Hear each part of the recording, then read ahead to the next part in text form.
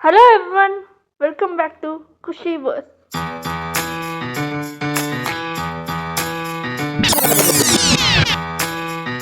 I have already uploaded detailed videos on trivia's hidden details and the writer's intentions behind episode 1 and episode 2 on my channel.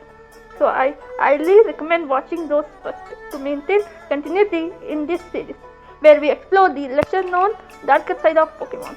By the end of episode 2, we are officially introduced to all the permanent code characters of the Pokemon anime, making this the perfect point to dive deeper. In today's video, I will be discussing the original Japanese names of our characters and their meanings, along with a brief but important look at the differences between the Japanese and English dubs. We will explore how these changes were influenced by cultural differences, country-specific law and regulations, and even real-world events and disasters that occurred around the time these episodes were released. Details most fans never noticed. So without further delay, let's begin. First one, Ash Ketchum. Japanese name Satoshi. Meaning is, it is named after Satoshi Tajiri, the creator of Pokemon. Satoshi means wisdom or knowledge. Do you know why in English they have kept the name as Ash Ketchum? Simply a pun. Ketchum means catch 'em, means gotta catch 'em all. And Ash is simply a boy's name. Second one, Misty. Japanese name is Kasumi. Kasumi means mist or haze, matching a water type theme and even a life too. Third one, Professor Oak. Japanese name Okido Akashi, meaning he is named after the orchid flower. Flower or trees are a theme for professors. English name Professor Oak.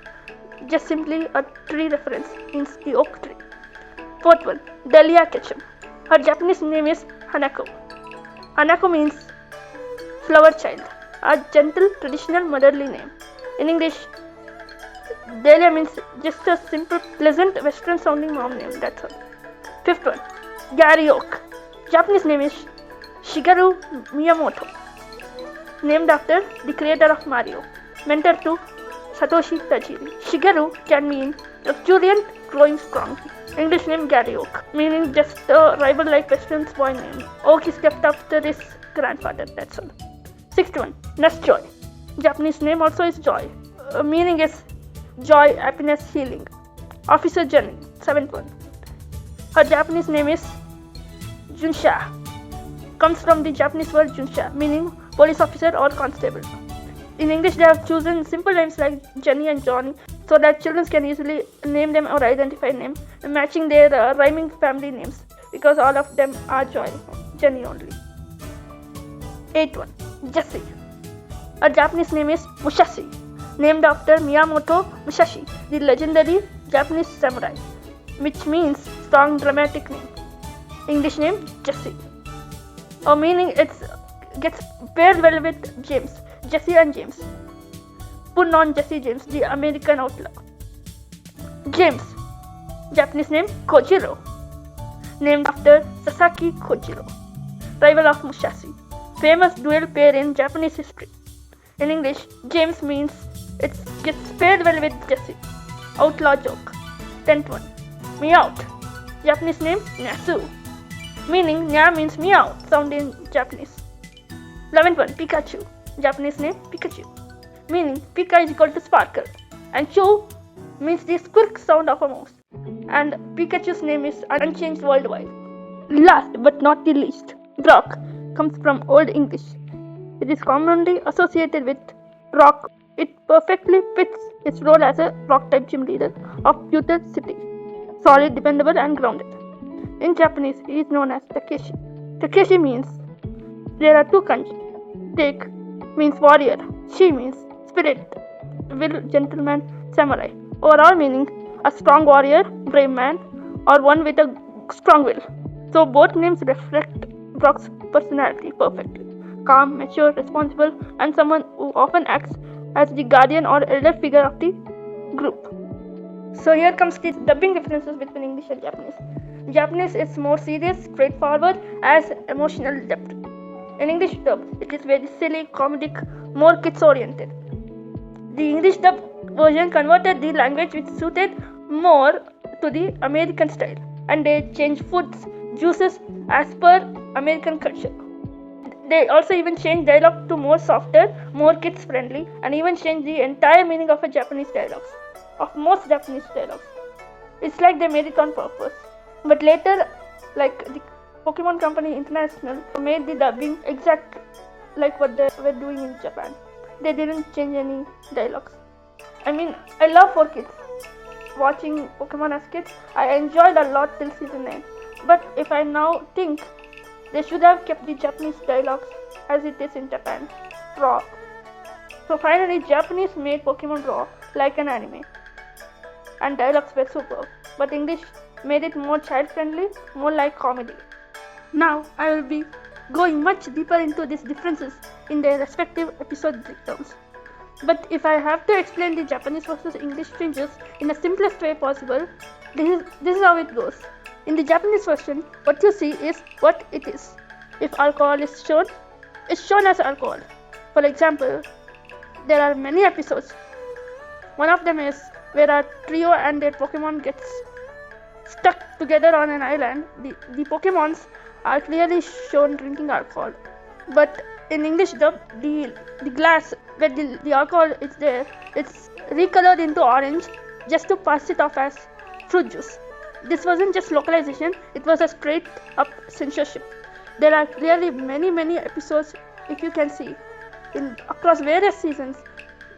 Worse than visual changes were the dialogue changes. The English dub often made characters sound more violent, aggressive, or outright stupid, especially Misty. In Japanese, her actions almost always made sense. In English, she was repeatedly portrayed as an abuser. Let's take one example. Take the Kangaskhan Kid episode. In Japanese, the boy literally asks Misty an inappropriate question. Can I have your breast milk? Which is why she slaps him. Context matters. But in English, they change the boy's dialogue completely while keeping the slap. So suddenly, Misty looks like she attacked the child for no reason. And this wasn't one-time thing. Episode after episode. Always, 4Kids are shown Misty being misrepresented. Poor Misty. The same thing happens in Pokemon Chronicles also. And I will never forgive 4Kids for this. In Japanese, when Misty blushes, it's because after she rejects Georgia, he asks her, "Why are you dating someone?" She blushes while thinking of Ash. Even Psyduck gives his approval. It's subtle, emotional, and meaningful. In English, forget about it. The dialogue is completely rewritten and makes zero sense. The Japanese background music and songs are on an entirely different level. Emotional, thematic, and unforgettable. Sometimes, if we compare with English, Japanese standards are very high. They make songs which are completely gives us goosebumps, have continuity with the ongoing anime series, and everything. Japanese songs are best. Japanese even has ending songs for every season, but English dub did not make any ending song. And also there's one Professor Oak's lecture segments.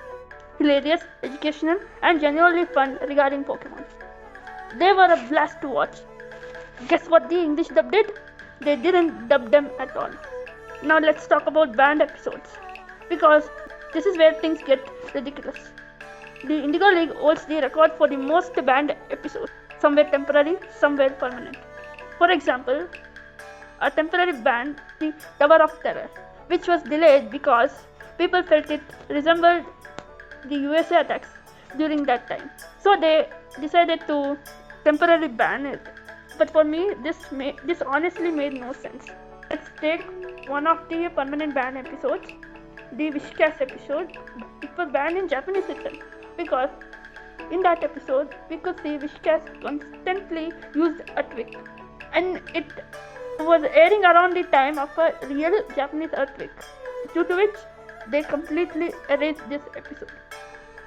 Then in Black and White, the Team Rocket vs Team Plasma 2-parter was banned even in Japan because it mirrored a real life disaster.